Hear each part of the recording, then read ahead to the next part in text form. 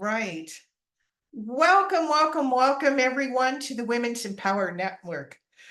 We were having so much fun before this interview that it's like, oh, wait, we got to stop. We got to start this because we got to share what we've been talking about, because I really resonate with what Lizabeth is sharing.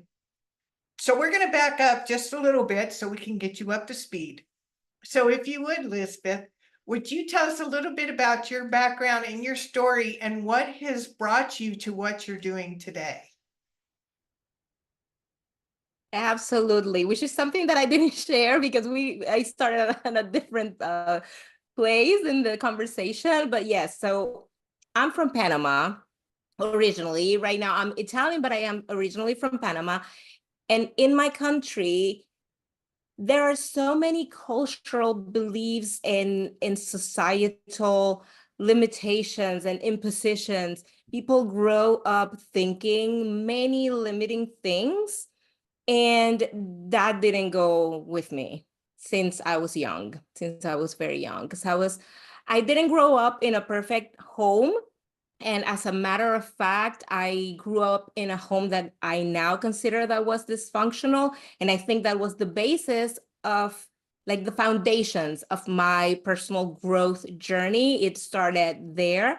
That's what got me to get out of my country. I wanted to leave my country, go somewhere else, because I didn't believe in the things that they impose. Like, for example, you have to have a university degree, otherwise you're nobody. Like, you will never be successful. You will never have any money if you don't have that piece of paper. And now it's gotten so out of proportion that people are actually getting 2 and 3 degrees, and afterwards they're getting masters and they're studying for like ages just to earn basic income. And it's like that's insane. Like, everything, like, you can be so successful without having that piece of paper. And it's the same thing with women.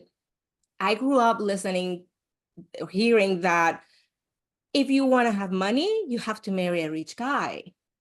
Why? And women had to start their families like really young. They had to get married in their early 20s and start having kids. And at that age, used to think I wasn't even ready to take care of myself, let alone take care of another life. I was like, no. So there were many things that I didn't really believe in those things. And I kind of didn't fit in. So I decided that I was going to leave. So I left my country and I came to Europe, and that was 10 years ago. And shortly before I left, I had been already on my personal growth journey because I discovered Louise L. Hay, and I started practicing affirmations, and then I started learning about the power of the thought and the importance of knowing how to talk and how to think, with the kind of things that we tell ourselves, and all the possibilities that are out there, and everything, all these things. And I found that completely like unbelievable at the beginning. And now it's like my lifestyle, is my way of living my life. And when I moved abroad, everything kind of collapsed temporarily because I faced culture shocks and language barriers and a whole different culture and whole different weather, and everything was so different. So I had to adapt and learn and continue growing. And I just kept on going, and I faced downs and ups and downs and ups until I realized that I had become a completely different person, a person that I would have never have become if I had stayed in my country. And now I live a life that is abundant, is prosperous. I have everything I need. I have everything I want. I travel, and I travel a lot. And that is something that has allowed me to learn so much. And this, I call it the multicultural background that I now have. It helps me be able to help other women because I understand different types of background, starting from my own background. And now what I've seen from the different places that I've lived in 6 different countries in the past 10 years. So that's a lot of moves in different countries and different cultures that I had to learn from scratch and, get used to. And in between, I got married and I had my son. He's now 8. And that just, one day I started trying to figure out what is it that I want to do? What is it that there has to be something bigger, an impact that I want to make in the world. What is it? What is it? And I had all this knowledge and these ideas, but I wasn't really clear. And I went to seek help to get that clarity.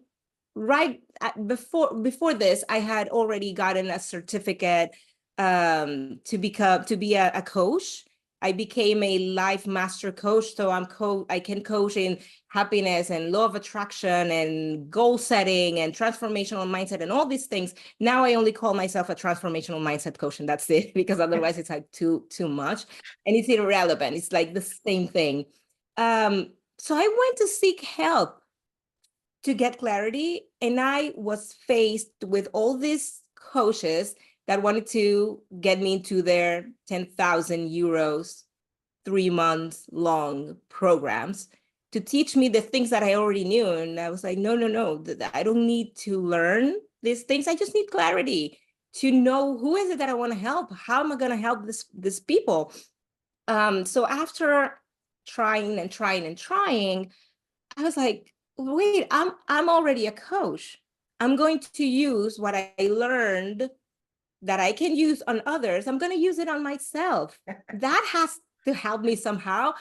And I coached myself into getting the clarity. It took me a while, but I documented it. It worked. And I was like, I coached myself. This is self-coaching. I'm going to start teaching women that they can do self-coaching. They don't have to spend 10,000 euros on a program if they already have the basis, or if they don't have the money to get coaching and they have the will, they can do it. So that's where self-coaching comes from. And I set up my company, Evolve Self-Coaching. I founded it, and I'm now helping women learn how to self-coach and how to do coaching on themselves. That's a beautiful story. That's quite the journey that you went through, and living in those 6 countries. And that's amazing. And we were talking too about, I might be jumping ahead here, but you're talking about self-coaching and getting clarity and everything. And then we were talking about children. And the beautiful thing is, you came from a country where you had to learn, you knew you didn't like what it was, and you had to learn something new, but you had to adapt where you lived. But now that you have this clarity, you get to pass this on to your son. Yes, absolutely. Because right now I started with women because it's what I know. Like, I know how I got to coach myself into becoming the person that I am now. And I know that there are so many women out there who want to do the same thing. But eventually, and this comes from seeing my son growing up next to me and learning the things that I am teaching him, and him embracing this new knowledge that you don't get at school or you don't get outside. It's very rare. So eventually, and this is what we were talking about before, one of my dreams is to be able to teach this at school, not self-coaching, but the power of the mind and the power of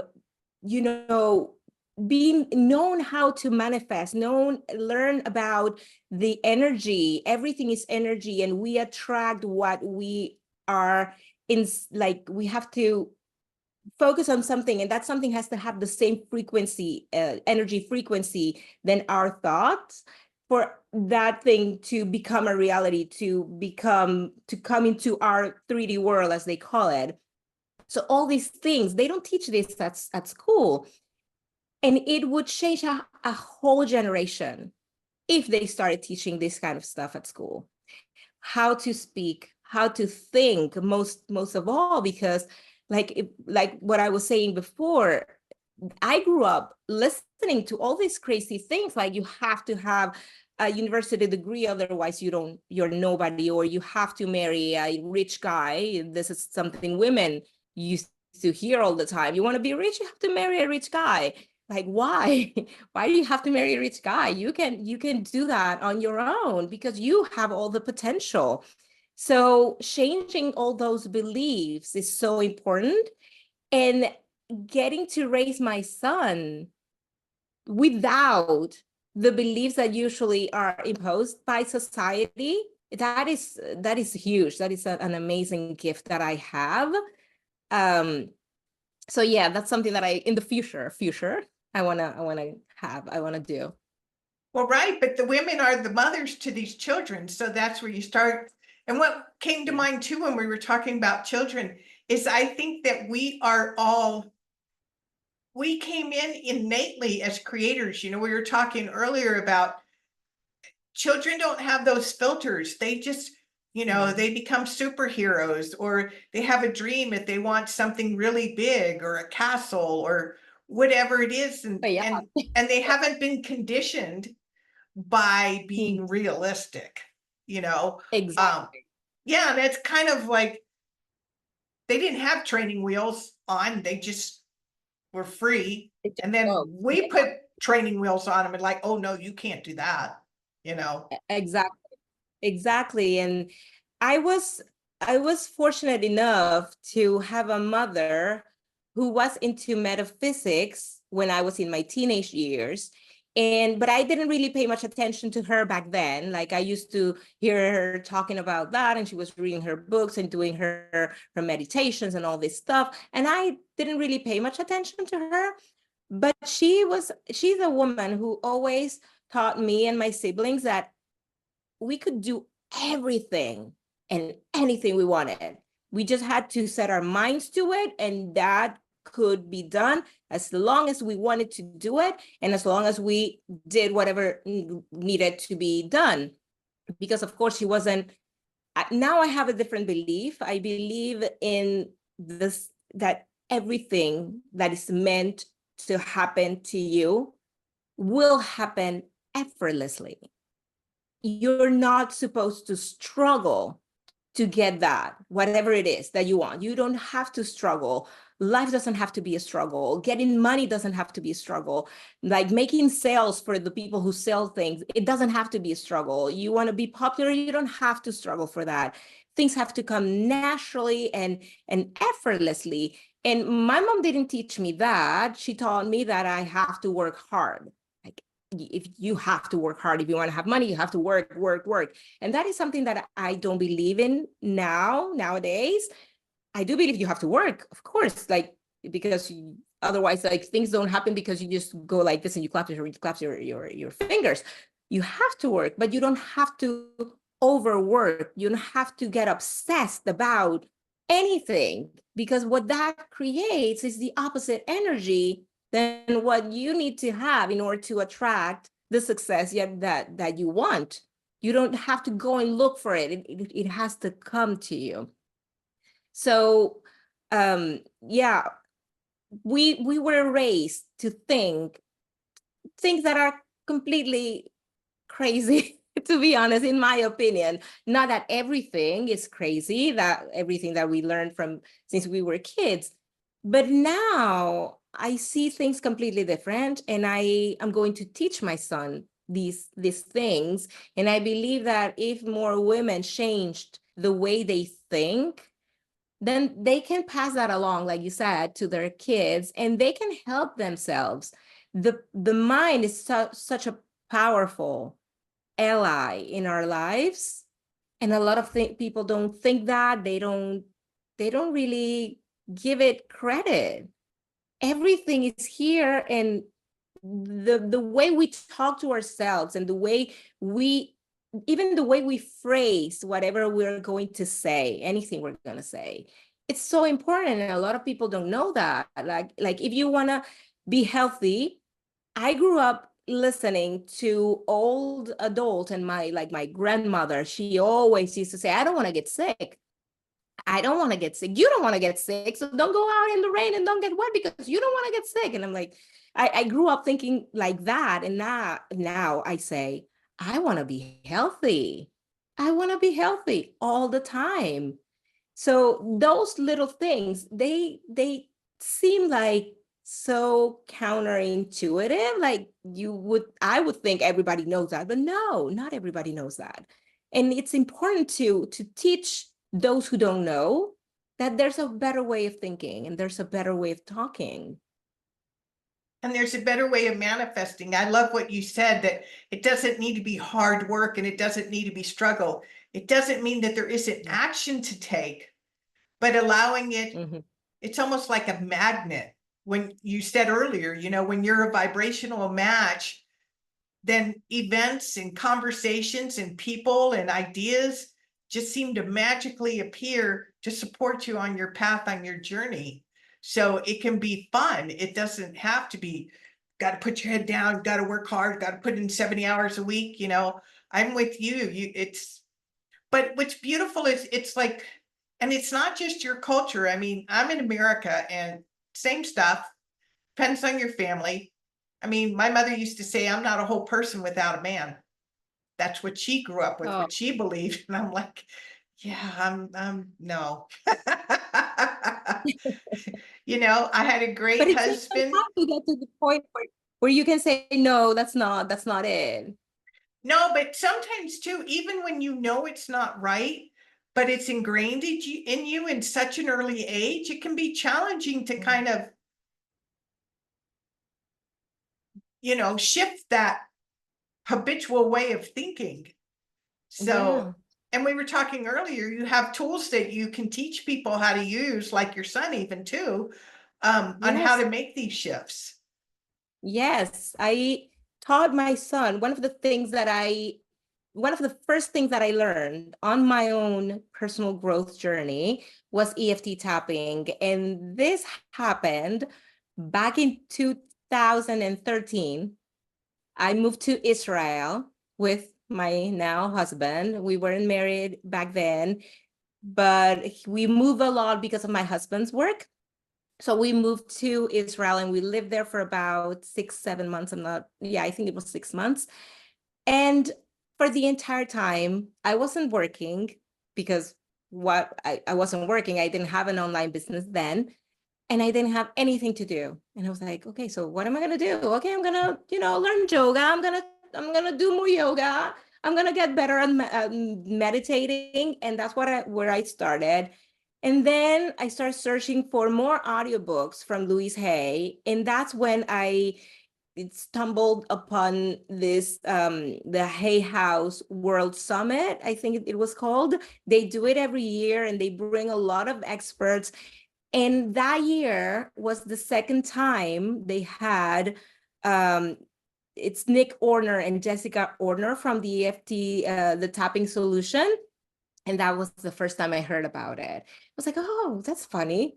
I mean, and at the beginning, I was like, oh, that is so silly. I mean, why am I tapping in my face? But I liked it. And I started practicing it a little bit more. And I wasn't consistent at the beginning. Now, for me, it's one of the things that I do, just like washing my teeth. I do tapping every single day of my life. In the morning after I drop off my son at school, that's when I really start my daily morning routine. It doesn't start until I leave, I drop him off at school. And I do tapping and I do visualization and I do meditations. At the end of the night before I go to sleep, I do tapping. It's like I do it every day, but back then I didn't. And so I started and I didn't do it for a while, and then I did it again. I started teaching my son how to do tapping when he was 5. And I started doing it as a little game, there is a butterfly. Look, there's a butterfly in your forehead. Start tapping on it. And he would go like this. He would be so happy playing that he would imagine that there was this butterfly, flying around him. Now he knows how to do tapping on his own. So when he comes to me at night, in the evenings, after we put him to sleep, to bed, and he's like, Mom, I can't sleep. After the third, fourth time, he gets up and asking me to go. He's 8 years old, so he should be able to go to sleep on his own now without me being next to him all the time. So after the third or fourth time, I go honey, go and do some tapping. Try and do some tapping. Try to fall asleep doing tapping. If it doesn't work, after a while, come back to me. And he never comes back because he falls asleep. So he knows how to use it. He knows that he feels good doing tapping. And it's such an amazing tool. And it's amazing that he knows it already at 8 years old. This is the kind of things that I think they should be teaching kids at school, how to do tapping, how to regulate their own emotions, because sometimes they have difficult days. Kids, they have challenging time at school sometimes with other kids and with the teachers and whatever they have to do. It's like it creates all these big emotions in them. And the sooner we teach them how to manage those emotions, how to understand what is actually happening, the better it is, the best it will be for them. A lot of people, adults, don't even know the difference between feelings and emotions. Well, you want to tell us? Oh, yeah. An emotion is something that comes from outside circumstances. And the feelings they come from within you, from inside of you. So you feel, let's say that you feel anger because of an external circumstance. Something happens that is going to create that within you. And if you know how to let whatever is outside of you stay outside of you, and if it ever bothers you, try to understand where is that triggering you on the inside and what it's making you feel, then you can actually cope with it and let it out rather than allowing it to accumulate. Because if emotions build up and they stay stuck there, eventually they become a disease because they have to get out of you somehow. And if they don't get out of you in a way that, like, if you don't release these emotions that get trapped within you, they have to get out somehow. And they look for a way out, and usually it's through diseases, and that is very sad. So many times the ailments that we feel, like or the discomforts that we feel, they are stuck emotions. And a lot of people don't know this. They don't know where things are coming from. They don't know their reactions.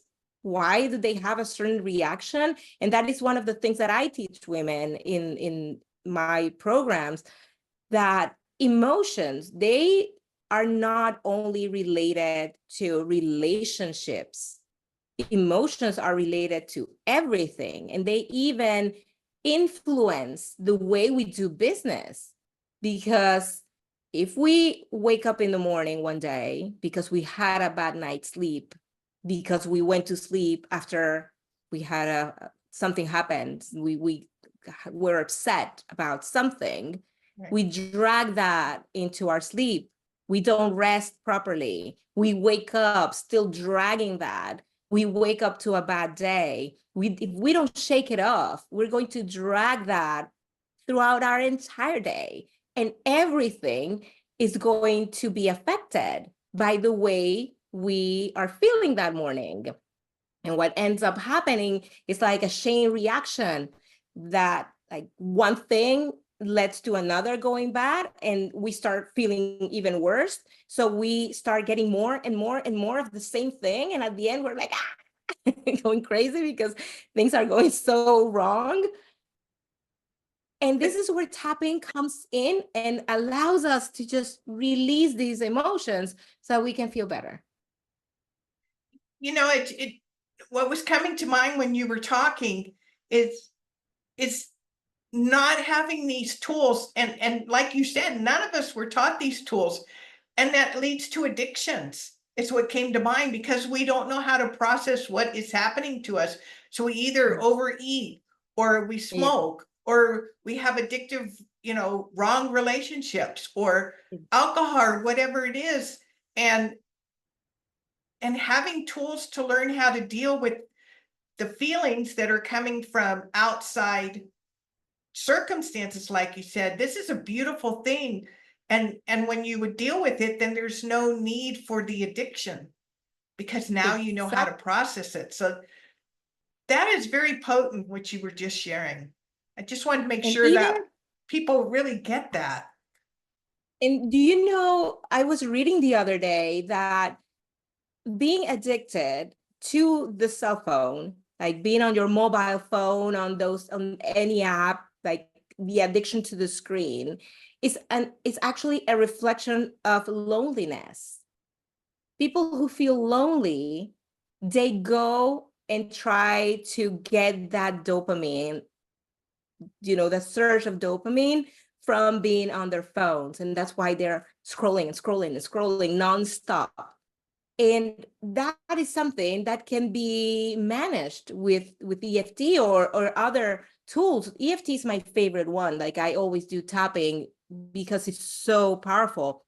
But there are so many others. There's energy healing. Like, I'm not an expert on energy healing per se, not like Donna Eden, but I practice clearing my energy every day. And since I learned, and it's for me, it's been like, oh my God, this is even quicker than EFT, but it takes a little more understanding to kind of make it work, because you have to know exactly what type of clearing you have to do, where to clear a specific thing, where in tapping is the same sequence for whatever it is that is happening to you. The only thing you need to do is just vent while you're doing tapping. Just say whatever it is that you're feeling and let it out. But there are so many tools: mind control meditations, energy healing, tapping, visualization. Even there are so many ways that we can help ourselves.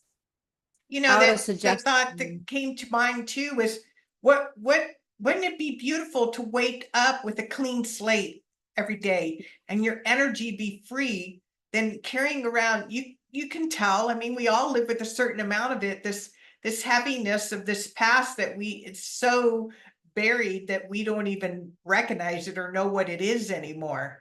But Yeah. to be able to flush all that out and just wake up fresh, rested, and ready for a new exciting day.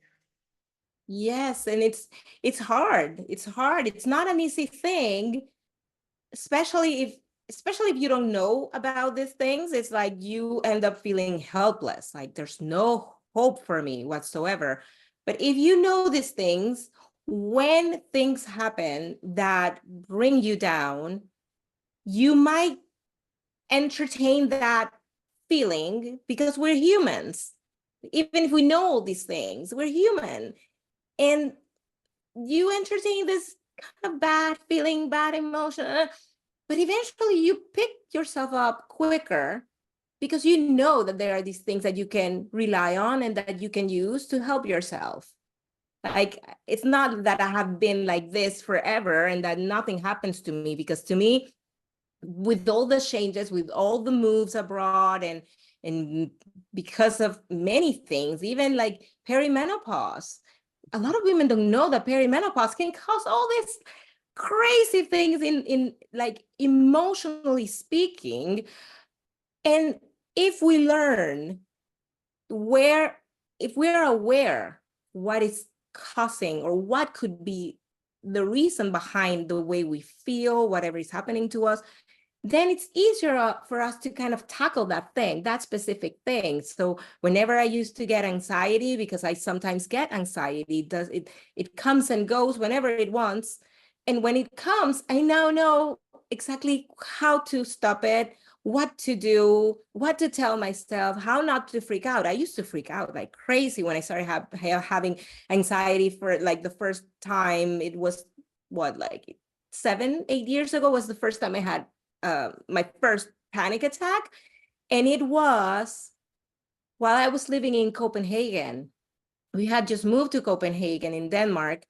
And I think it was like everything that happened, all the move, and I was already starting to settle down. And it's like, when you are settling down, your body finally says, okay, now I can, relax, or I can let go. And when I let go, it was like, boom, anxiety and panic attack. And I was freaking out, like, where is this coming from now that everything is starting to work out again? But years later, I realized, oh, that's because my body was letting go of all the stress that it had accumulated.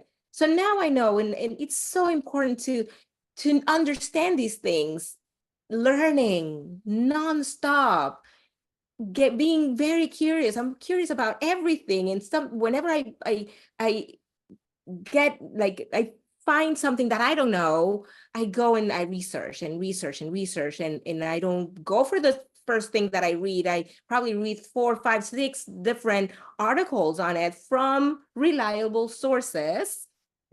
And then I, draw my own conclusion. There are so many ways that we can teach ourselves and coach ourselves into feeling better and leading a better life. We could talk all afternoon. I just know it.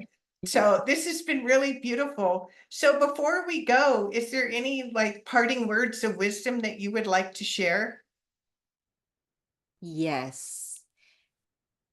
To those who are on a business journey, starting their business, it's so important to understand that businesses don't thrive only on our skills, like on our admin skills or on the knowledge we have in business per se. Businesses thrive because we put our energies to it. We have to understand the energy of the business that we're creating, and we have to be in the same frequency of that business. And we have to allow things to come to us and receive them, not struggle and not push and not force things to happen. Like, I really feel sad for those, I don't know, it must happen to you all the time, getting hundreds of cold DMs on Facebook of people trying to sell you a program or invite you to a Facebook group where you are going to join that Facebook group, and it's only for them to sell you something, because the owner of the group is only selling. And it's like, why am I here for? It doesn't make sense. But I get tons of these cold DMs, and I feel sad. And every time I get one, I tell them, I think you should work on understanding your need right now, whatever it is, whatever need you have, so that you can provide for yourself in a better way. Because trying to force people, like struggling, because that must not be nice, needing to cold DM people. That's not nice. So yeah, so businesses thrive on energy, on the energy we put in our businesses, and understanding that businesses have energy as well. And whatever we set our minds to, that we want to achieve, what we want to receive, we have to be in the same frequency. And in order to get there, we have to work on ourselves. We have to meditate. We have to listen to our intuition. There's so many things that we can do to get to that point so that our businesses flow. I love that. I absolutely love that. It has been such a delight, Lizabeth. And I just wanted to let everybody know who's listening that above this interview, we'll be sure to put how to get in touch with Lizabeth, and also her programs that she mentioned that she has. And so if you resonate with her, please reach out, and we'll put there how you can get in touch with her. So thank you so much for being here, Lizabeth. Thank you for having me. It's been such a lovely conversation.